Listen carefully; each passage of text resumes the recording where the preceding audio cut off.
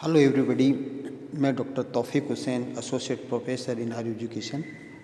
पिछले व्याख्यान में हम मेवाड़ के महाराणा संग्राम सिंह, जो भारतीय इतिहास में राणा सांगा के नाम से जाने जाते हैं, उनके विषय में हमने चर्चा की। उनकी प्रारंभिक जीवन के विषय में, उनके जो प्रारंभिक संघर्ष के विषय में हमने चर्चा की और किस प्रकार अपने पिता रायमल की मृत्यु के पश्चात किस प्रकार उन्होंने 1509 में मेवाड़ की जो की बागडोर है वो संभाली और 1528 तक है वो किस प्रकार वो शासन करते हैं, इसके बारे में हमने देखा। आज हम देखेंगे कि उन्होंने राणा सांगा ने जो उनके समक्ष विभिन्न चुनौतियां थी, उनकी उन चुनौतियों का सामना वो किस प्रकार करते हैं। तो जैसा कि हमने देखा कि राणा सांगा के विषय में हमने देखा कि राणा सांगा एक चतुर और कूटनीतिक शासक थे और वो एक प्रकार से मेवाड़ की सुरक्षा है उसको सुरक्षित करना चाहते थे कि न कि मेवाड़ का साम्राज्य विस्तार करना चाहते थे। और जो मेवाड़ का जो गौरव है वो महाराणा कुंभा के समय में था, लेकिन उदा और रायमल के समय में मेवाड़ का गौरव समाप्त हो गया था। तो राणा सांगा है वो अपने पुनः उस महाराणा कुंभा के समय में जो मेवाड़ का गौरव था उसको पुनः स्थापित करना चाहते थे और इसके लिए वो मेवाड़ की सीमा को वो सुरक्षित करना चाहते थे। और इसके लिए उन्होंने उनके जो पड़ोसी राज्य हैं और दिल्ली के शासक हैं उनके साथ उनका संघर्ष है वो होता है, जिसके बारे में हम आज चर्चा करेंगे। तो उनके समय जो प्रमुख चुनौती एक तो गुजरात की थी।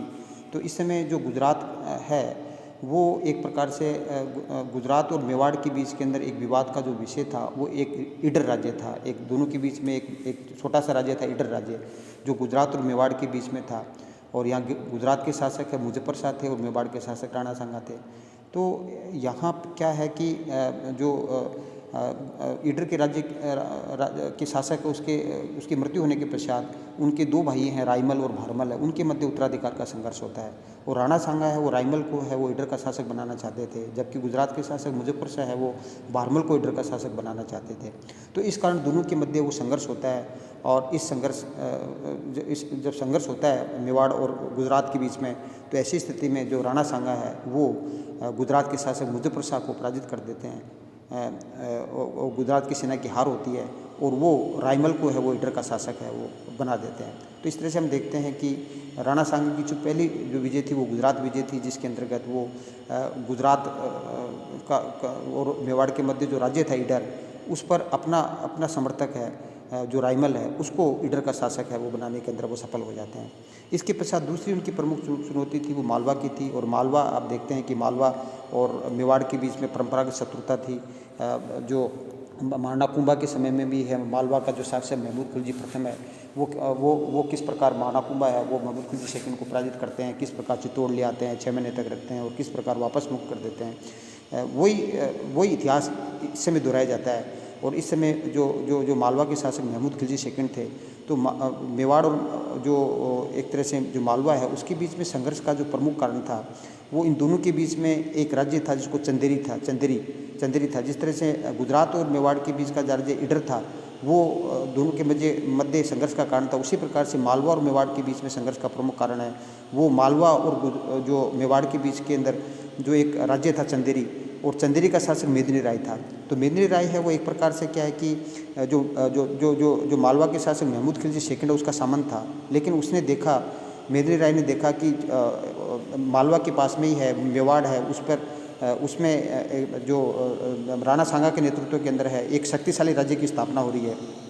तो ऐसी स्थिति के अंदर है वो बगावत कर देता है और महमूद खिलजी सेकंड जो मालवा का शासक था जिसका वो सामंत था उसको वो कर देने के लिए मना कर देता है। जो कर देने के लिए मना कर देता है तो ऐसी स्थिति के अंदर है वो गुजरात के शासक मुजफ्फर शाह के साथ पास चला जाता है। और ऐसी स्थिति इस प्रकार है वो एक चंदेरी है वो मेवाड़ और मालवा के बीच में विवाद का प्रमुख कारण था। तो जो चंदेरी है तो जो आपका जो चंदेरी का शासक जो मेदिनी राय है वो जो मुजफ्फर शाह के पास चला जाता है। तो मुजफ्फर शाह सेकंड और जो महमूद खिलजी सेकंड और जो मुजफ्फर शाह है वो दोनों मिलकर के वो चंदेरी पे आक्रमण करते हैं। और राणा सांगा है वो राणा सांगा क्या करता है कि इन दोनों की शुंग सेना को वो पराजित कर देता है। तो राणा सांगा अब क्या है कि जो गागरोन का युद्ध होता है 1519 में, इसमें राणा सांगा है वो मुजफ्फर शाह और जो गुजरात के शासक मुजफ्फर शाह और जो मालवा के शासक जो महमूद खिलजी सेकंड है उनकी शुंग सेना को पराजित कर देता है। तो ये और वापस जो आपको एक तरह से चंदेरी का शासक मेदिनी राय है उसको गागरून का किला भी है वो दे देता है। तो इस प्रकार राणा सांगा की दूसरी महत्वपूर्ण उपलब्धि है कि न केवल वो गुजरात को पराजित किया था पहले, वो अब गुजरात और मालवा की शुंग सेना को वो पराजित कर देता, जो राणा सांगा की महत्वपूर्ण उपलब्धि थी। तो जब राणा सांगा की जो ये महत्वपूर्ण उपलब्धि थी, राणा सांगा एक शक्तिशाली शासक के रूप में उभर रहा था। तो इस समय दिल्ली का शासक इब्राहिम लोदी था। तो दिल्ली के शासक इब्राहिम लोदी को चिंता लग गई कि ये तो उसके पास एक शक्तिशाली साम्राज्य का शासक का उदय हो रहा है। तो ऐसी स्थिति के अंदर क्या है कि लोदी वंश का जो अंतिम शासक था दिल्ली का, इब्राहिम लोदी है, वो क्या करता है कि राणा सांगा की शक्ति से भयभीत हो रहा था और वो मेवाड़ पे आक्रमण कर देता है राणा सांगा पर। और इसके लिए क्या है कि राणा सांगा और जो इब्राहिम लोदी है उसके बीच के अंदर है वो दो युद्ध होते हैं, जिसको पहला युद्ध है जिसको खातूली का युद्ध कहा जाता है। तो खातूली है वो उस समय है वो बूंदी रियासत में था, लेकिन वर्तमान में कोटा रियासत में है। यहाँ पे 1517 है, और 1517 के अंदर है वो जो खातूली का युद्ध होता है राणा इब्राहिम लोदी और राणा सांगा के बीच के अंदर होता है। और इस युद्ध के अंदर क्या है कि राणा सांगा इब्राहिम लोदी को पराजित कर देता है। लेकिन इस युद्ध के अंदर क्या होता है कि राणा सांगा का एक हाथ कट जाता है और एक उसका जो पैर है वो उस पर तीर लगने के कारण से वो लंगड़ा हो जाता है। और दूसरा क्या है कि इसमें राणा सांगा का जो लड़का था भोजराज है वो इस युद्ध में भाग लेता है, जो कि मीरा का पति था, जो राजस्थान की मंदाकिनी कहा जाता है। मीरा जो एक प्रमुख भक्ति संत थी, उसका जो पति था भोजराज था, राणा सांगा के लड़के से उसकी शादी हुई थी। तो भोजराज इस युद्ध के अंदर घायल हो जाता है और बाद में 1523 के अंदर है वो भोजराज की मृत्यु हो जाती है।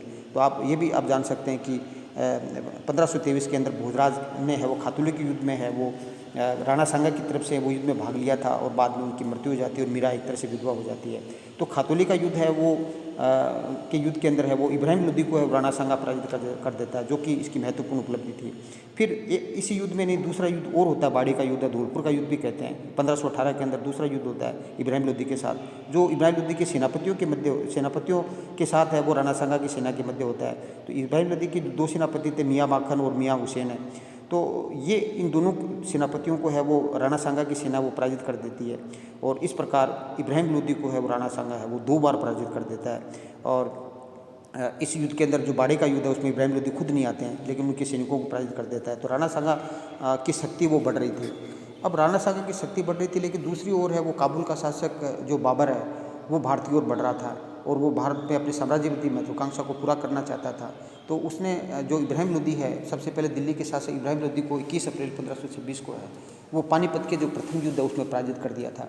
और इब्राहिम बाबर है वो राणा सांगा पर ये आरोप लगाता है अपने ग्रंथ तुज़की बाबरी, जो उन्होंने तुर्की भाषा में लिखी बाबर की बायोग्राफी है, उसमें बाबर ये लिखता है कि राणा सांगा है वो उसने इब्राहिम लोदी के विरुद्ध है वो सहायता देने का मुझे वचन दिया था पानीपत के प्रथम युद्ध में, लेकिन जब मैं इब्राहिम लोदी को पराजित कर रहा था तो राणा सांगा टस से मस नहीं हुआ और उसने मुझे सहायता नहीं दी, उसने मेरे साथ वादा खिलाफी की।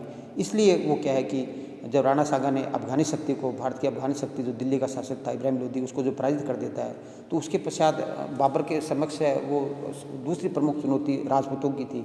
और राजपूतों की चुनौती मैंने आपको बताया था कि जो राणा सांगा है उसने क्या है कि राजपूतों को अपने झंडे के नीचे अपने नेतृत्व में संगठित कर लिया था, और इस संगठित शक्ति को पराजित करना वो बाबर के लिए एक चुनौती थी। और ऐसी स्थिति में बाबर और जो राणा सांगा उसके साथ है, बाबर के राणा सांगा के साथ 2 युद्ध होते हैं। जो पहला युद्ध होता है वो बयाना का युद्ध होता है, जिसको 16 फरवरी 1527 को बयाना का युद्ध होता है। और ये जो बयाना का युद्ध होता है इसमें राणा सांगा और बाबर दोनों ही व्यक्तिगत रूप से वो उपस्थित नहीं होते हैं, दोनों की सेनाओं के बीच में होता है। तो बाबर क्या कहते हैं, मुगल जो साम्राज्य का संस्थापक था बाबर, जो पानीपत के युद्ध में भारत में मुगल साम्राज्य की स्थापना की थी, तो इसमें जो बयाना के युद्ध एक झड़प ही थी। और बयाना जैसे आप जानते हैं कि जो मेवाड़ की जो सीमा की जो अंतिम चौकी है वो बयाना का दुर्ग था। और जब बयाना के दुर्ग पर बाबर जो आक्रमण करता है तो ऐसी स्थिति के अंदर है वो राणा सांगा की जो सेना है वो बयाना के दुर्ग पर है वो बाबर की सेना से है वो संघर्ष करती है और बाबर की सेना को वो पराजित कर देती है। और बयाना पर है वो वापस है जो एक तरह से जो क्या कहना चाहिए बाबर है वो है बाबर के जो सैनिक है वो बयाना पर वो अधिकार कर लेते हैं। तो लेकिन राणा सांगा है वो की सेना वो पुनः वो बयाना पर वो अधिकार कर लेती है। तो पहले बयाना पर है वो बाबर का अधिकार होता है, लेकिन राणा सांगा की सेना है वो वापस बयाना पर अधिकार कर लेती है। लेकिन ये दोनों ये बाबर और राणा सांगा की सेनापतियों के बीच में एक झड़प थी, और लेकिन ये एक महत्वपूर्ण युद्ध था। इसलिए कहा जा सकता है कि इस युद्ध के पश्चात है, इस युद्ध के बाद है वो बाबर का राणा सांगा के साथ खानवा का युद्ध होता है। राणा सांगा की सेना इस समय यदि बाबर की सेना को नष्ट कर देती, तो ऐसी स्थिति में बाबर है वो दोबारा है वो युद्ध करने का साहस नहीं करता। लेकिन राणा सांगा ने एक बहुत बड़ी गलती की, और जो इस युद्ध के 1 महीने पश्चात ही है वो बाबर और राणा सांगा के बीच के अंदर है वो एक दूसरा युद्ध होता है जिसको खानवा का युद्ध कहते हैं। तो खानवा आप जानते हैं कि भरतपुर के अंदर जो रूपवा तहसील है वहाँ पर गंभीरी नदी के तट पर एक जगह है, वहाँ पे बाबर और राणा सांगा के बीच में 17 मार्च 1527 को एक महत्वपूर्ण युद्ध होता है जिसको खानवा का युद्ध कहा जाता है। और इस खानवा के युद्ध में बाबर ने अपनी सेना को मोटिवेट करने के लिए है वो जो मुसलमानों से उस समय जो चुंगी कर लिया जाता था, उस चुंगी कर को उसने समाप्त कर दिया, जिसको तगमा कर कहा जाता है, उसको उसने समाप्त कर दिया।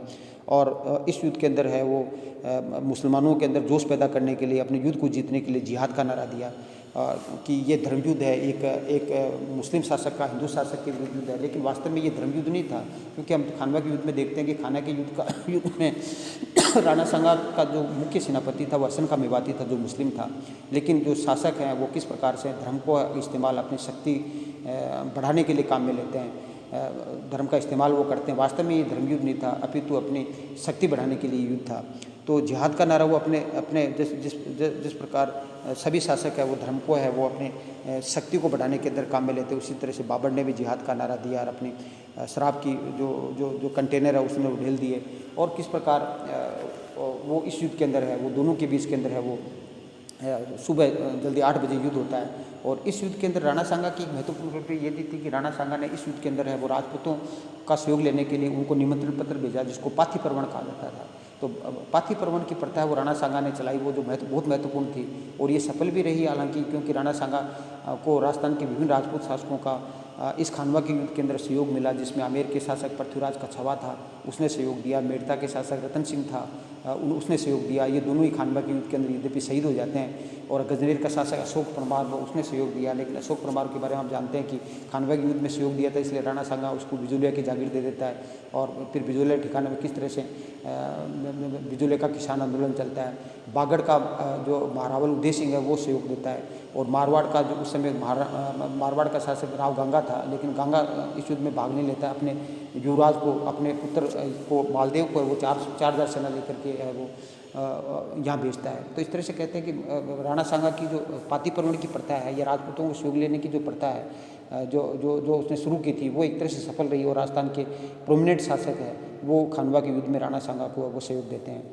और इस युद्ध में जैसे आप जानते हैं कि इस युद्ध के अंदर राणा सांगा और बाबर के बीच के जो युद्ध हुआ, तो एक तरफ राणा सांगा की सेना थी जिसका नेतृत्व हसन का मेवाती कर रहे थे, और राणा सांगा के जो पाती पर्वण के अंतर्गत जो विभिन्न सरदार जो शासक थे, विभिन्न आमेर के, मेड़ता के, गजनेर के, बांगड़ के, मारवाड़ के, वो भी सहयोग दे रहे थे।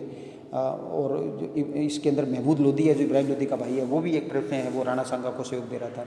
दूसरी ओर जो बाबर है, बाबर की सेना का नेतृत्व है वो मुस्तफ़ा खां और रूमी खां दो तोपची वो कर रहे थे, जो महत्वपूर्ण तोपची थे। बाबर ये कहता है कि उसकी सेना खानवा के युद्ध में की विजय के अंदर इन तोपचियों का महत्वपूर्ण योगदान था। और लगभग दोनों तरफ 5-5 हज़ार जो सैनिक थे इन तोपचियों के नेतृत्व में, वो तीरंदाज थे। तो बाबर ने इस युद्ध के अंदर के तुगलुमा पद्धति है उसको अपनाया, और जिसमें उन्होंने अपनी जो गाड़ियां हैं उसके बीच में तोपें हैं वो रखी। और जो ही युद्ध शुरू हुआ तो ऐसी स्थिति में युद्ध के अंदर क्या है कि राणा सांगा है वो युद्ध का नेतृत्व कर, राणा सांगा युद्ध के अंदर युद्ध भूमि के आगे आ जाता है। और जो बाबर के जो तीरंदाज है उनका एक तीर है वो राणा सांगा पर लगता है, राणा सांगा युद्ध में घायल हो जाते हैं। और जो मालदेव था वो राणा सांगा को युद्ध भूमि से दूर ले जाता है, बसवा ले जाता है। और ऐसी स्थिति के अंदर युद्ध का नेतृत्व है वो झाला आजा करते हैं, और झाला आजा मुकुट धारण करते हैं, लेकिन झाला आजा भी थोड़ी देर के बाद में वो शहीद हो जाते हैं। और जो करमचंद पवाड़ थे जिसको राणा सांगा ने शरण दी थी, वो भी शहीद हो जाते हैं इस युद्ध के बाद, इस युद्ध के अंदर। और राणा जो सांगा है उनको वहाँ पर जो आपका बसवा है वहाँ पर उनका इलाज करवाया जाता है। और इसके पश्चात जो राणा सांगा है वो एक तरह से जो बाबर है वो चंदेरी का युद्ध करता है और चंदेरी के युद्ध में राणा सांगा ये चाहता है कि वो चंदेरी के युद्ध के अंदर मेदिनी राय को सहयोग करे, लेकिन बाबर के जो राणा सांगा के सेनापति नहीं चाहते थे, क्योंकि उनका मानना था कि राणा सांगा ने खानवा के युद्ध के अंदर उनको बहुत बड़ा नुकसान पहुंचाया है और वो बाबर की सेना से लड़ने से सक्षम नहीं है, क्योंकि उनकी उनकी सैन्य व्यवस्था परंपरागत है। तो उसको समझाते हैं राणा सांगा को, लेकिन राणा सांगा नहीं मानता है और ऐसी स्थिति के अंदर वो चंदेरी युद्ध के लिए जाने के लिए तैयार हो जाता है और रास्ते के अंदर कालपी नामक स्थान पे राणा सांगा के जो सेनापति हैं वो युद्ध नहीं करना चाहते, तो उसको जहर दे देते हैं और कालपी नामक स्थान पे 30 जनवरी 1528 को है वो राणा सांगा की मृत्यु हो जाती है। और जब मृत्यु हो जाती है तो ऐसी स्थिति के अंदर क्या है कि आप जानते हैं कि जब राणा सांगा है वो जो खानवा के युद्ध के बाद में अपनी शक्ति अपनी जो शक्ति है उसको पुनर्जित करने के लिए वो रणथंभौर के दुर्ग में चला, बसवा से फिर रणथंभौर चला जाता है और रणथंभौर में वहाँ हाडी रानी थी, राणा सांगा की पत्नी हाडी रानी कर्मावती थी, उसके 2 पुत्र थे विक्रमादित्य और उदय सिंह, उसके साथ वो रह रही थी। जब कर्मावती को पता चलता है कि राणा सांगा खानवा के युद्ध में पराजित हो गए हैं, तो ऐसी स्थिति में कर्मावती राणा सांगा को कहती है कि आप हमारे लिए कुछ व्यवस्था करें। तो ऐसी स्थिति में जो राणा सांगा है वो कर्मावती को है वो रणथंभौर का दुर्ग है वो दे देता है। और इस प्रकार क्या है कि मेवाड़ की शक्ति के 2 केंद्र बन जाते हैं, एक चित्तौड़ और एक रणथंभौर है। रणथंभौर में हाडी रानी कर्मावती अपने 2 लड़कों के साथ विक्रमादित्य और उदय सिंह को लेकर के रह रही थी और दूसरी ओर चित्तौड़गढ़ के अंदर राणा रतन सिंह है वो रह रहे थे। तो यदि राणा सांगा की डेड बॉडी है वो यदि चित्तौड़ ले जाते तो रतन सिंह है वो शासक बनता और विक्रमादित्य और उदय सिंह है वो उसको चुनौती देते, और यदि रणथंभौर ले जाते तो विक्रमादित्य शासक बनता और रतन सिंह उसको चुनौती देता। तो इस तरह से मेवाड़ के सरदारों ने बड़ी समझदारी की, उन्होंने कहा कि उत्तराधिकार का युद्ध छिड़ सकता है। तो ऐसी स्थिति के अंदर है वो सरदार वो मांडलगढ़ है वो उसके पार्थिव शरीर को ले जाते हैं राणा सांगा के और वहाँ पर मांडलगढ़ के अंदर है उसका अंतिम संस्कार कर देते हैं और वहीं मांडलगढ़ के अंदर है वो राणा सांगा की 32 खंभों की छतरी है। तो इस प्रकार एक महान शासक है वो 30 जनवरी 1528 के अंदर है वो इस लोक से वो विदा ले लेते हैं। लेकिन हमारे सामने प्रश्न उठता है कि इस खानवा के युद्ध के अंदर जो इतना प्रतापी शासक था, इस खानवा के युद्ध में राणा सांगा है वो पराजित क्यों जाते हैं? तो राणा सांगा की पराजय के कई कारण थे, जिसमें हम कह सकते हैं कि राणा सांगा की पराजय का एक प्रमुख कारण ये था कि बाबर की जो सेना है वो आधुनिक ढंग से सुसज्जित थी। उसके पास तोपखाना था जो बाबर ने जिसका प्रयोग है वो तुर्कों से सीखा था। और ये पानीपत के युद्ध के बाद में राजस्थान का पहला युद्ध था जिसमें बाबर ने तोपखाने का प्रयोग किया। इस तोपखाने के सामने है वो राणा सांगा के जो तलवारधारी जो सैनिक है वो टिक नहीं सके। तो एक तो ये प्रमुख कारण था कि बाबर के पास है वो तोपखाना था। दूसरा कारण ये था कि बाबर के तीरंदाज थे वो बाबर अपने जो बाबरनामा के अंदर आत्मकथा में तीरंदाजों को श्रेय देता है और तीरंदाज के कारण से ही एक तीर है वो राणा सांगा की आंख पे लगता है और वो घायल हो जाते हैं और घायल होने के बाद में वहाँ पर हड़बड़ी मच जाती है। उसके राणा सांगा की सेना तितर-बितर हो जाते हैं। तो तीरंदाजों ने महत्वपूर्ण योगदान दिया। तीसरा इसका महत्वपूर्ण योगदान था कि बाबर ने जो युद्ध की नीति अपनाई वो बड़ी महत्वपूर्ण थी। वो उन्होंने उज़्बेकों से सीखी थी, जिसके अंदर है वो तोपों को सजाने की विधि थी, बैलगाड़ियों के बीच में किस तरह से तोपों को सजाया। तो तुगलमा युद्ध नीति है उसमें राणा सांगा की सेना को चारों तरफ से घेर लिया था। तो तुगलमा युद्ध नीति है वो जिसमें कई युद्ध प्रणालियों का समन्वय था। तो इस जो तुगलमा युद्ध नीति है वो बाबर की युद्ध जीतने का है वो राणा सांगा की पराजय का एक प्रमुख कारण था जो उज़्बेकों से सीखा था। और बाबर का एक कुशल नेतृत्व भी था क्योंकि बाबर समय की नज़ाकत को जानता था। उनको अपनी सेना के अंदर है वो जोश बढ़ना आता था। उसने जैसे जिहाद का नारा दिया, उसने तगमा कर माफ़ कर दिया, ये उसकी दूरदर्शिता का प्रचारक था। तो उससे उनकी सेना में जज्बा और जोश है वो पैदा हुआ। तो बाबर ने इस युद्ध के अंदर जो जिहाद का नारा दिया वो भी उनके सैनिकों में हौसला बढ़ने के अंदर महत्वपूर्ण सिद्ध हुआ। इसके अलावा एक राणा सांगा का एक जो सरदार था राव सिलेदी वो राणा सांगा से विश्वासघात कर देता है और वो बाबर के खेमे के अंदर चला जाता है। तो इसके लिए भी कहा जाता है कि ये भी है वो राणा सांगा की पराजय का प्रमुख कारण था क्योंकि राणा सांगा की युद्ध के जो भेद है वो बाबर को बता देता है। तो इस प्रकार क्या है कि राजपूतों के पास रिजर्व सेना भी नहीं थी। युद्ध के अंदर पूरी सेना को एक साथ ही वो धकेल दिया, जबकि जबकि बाबर के पास है वो रिजर्व सेना थी जिसका प्रयोग है वो बाबर ने वो ईरानियों से सीखा था। तो इस प्रकार क्या है कि ये कई कारण थे जिसमें जो राजपूतों की सेना में एक अनुशासन का अभाव था। बाबर एक कुशल सेनापति था, उसको युद्ध का विभिन्न प्रयोग था। आधुनिक ढंग से उन्होंने अपने सैन्य संगठन को पुनर्गठन किया था। बाबर की तुगलुमा पद्धति है और राजपूतों की जो दोषपूर्ण प्रणाली है और परंपरागत प्रणाली है, समय के अनुसार है, वो राणा सांगा ने अपने युद्ध के अंदर अपनी युद्ध प्रणाली को चेंज नहीं किया। तो ऐसी स्थिति में उसकी तोपों के द्वारा, तोपों और तीरंदाजों के समय के सामने है वो, उसके तलवारधारी जो सैनिक है वो टिक नहीं सके। और राणा सांगा ने एक साथ है वो युद्ध में पूरी सेना को सौंप दिया। उसके बाद रिजर्व सेना नहीं थी।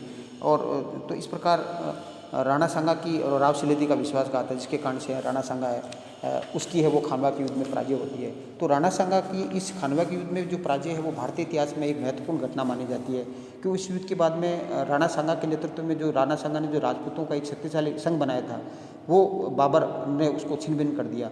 और उस युद्ध के बाद में बाबर की स्थिति है वो और ज़्यादा मजबूत हो जाती है और सुरक्षित हो जाती है, क्योंकि अब बाबर की शक्ति को चुनौती देने वाली कोई शक्ति नहीं थी। पानीपत के युद्ध के अंदर अफगानों की शक्ति को उन्होंने नष्ट कर दिया था। अब राजपूत है वो राणा सांगा के नेतृत्व में संगठित थे, राजपूतों को उसने पराजित कर दिया था।